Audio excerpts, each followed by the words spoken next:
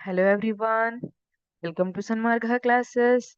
Let's see question number 12 of the chapter Crop Production and Management. Suggest a measure to check damaged seeds before sowing. Here, sowing andre ಏನು? Placing seeds into a soil so that they can germinate and grow into new plants. ಅಲ್ವಾ?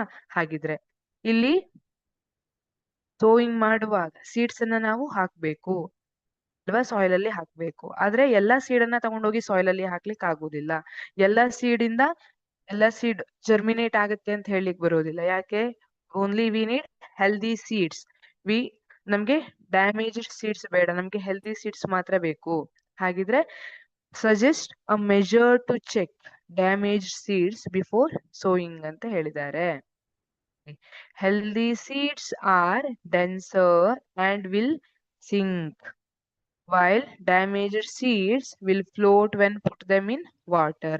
ಒಂದಿಷ್ಟು ಬೀಜ ತಗೋಬರೋದು ಒಂದ್ ಬೌಲಲ್ಲಿ ನೀರನ್ನ ತಗೊಂಡು ಅದರೊಳಗೆ ಬೀಜವನ್ನ ಹಾಕಿದ್ರೆ ಏನಾಗುತ್ತೆ ಹೆಲ್ದಿ ಸೀಡ್ಸ್ ಆರ್ ಡೆನ್ಸರ್ ಯಾಕೆ ದೇ ಆರ್ ಡೆನ್ಸರ್ ಅಂದ್ರೆ they contain more stored food and also complete embryo ಅದಕ್ಕೆ ಅವು ಡೆನ್ಸ್ ಇರುತ್ತೆ but this damage seed they may light they are lighter because they may be hollow or infected ಅದಕ್ಕೆ ಏನಾಗುತ್ತೆ ಅವು lighter ಇರುತ್ತೆ water ಗಿಂತ lighter ಇರೋದಕ್ಕೆ ಅವು ನೀರಲ್ಲಿ ತೇಲಿಕ್ಕೆ ಸ್ಟಾರ್ಟ್ ಮಾಡ್ತವೆ ಹೆಲ್ದಿ ಸೀಡ್ಸ್ ವಾಟರ್ ಗಿಂತ ಡೆನ್ಸರ್ ಆಗಿ ಇರೋದಕ್ಕೆ ಏನಾಗುತ್ತೆ ಈ ರೀತಿ ವಾಟರ್ ಅಲ್ಲಿ ಮುಳುಗುತ್ತೆ ಇದನ್ನ ನಾವು ಸೋಯಿಂಗ್ಗೆ ಯೂಸ್ ಮಾಡಬಹುದು ಇದನ್ನ ಯೂಸ್ ಮಾಡ್ಲಿಕ್ಕೆ ಆಗೋದಿಲ್ಲ so this is the measure to check damaged seeds before sowing.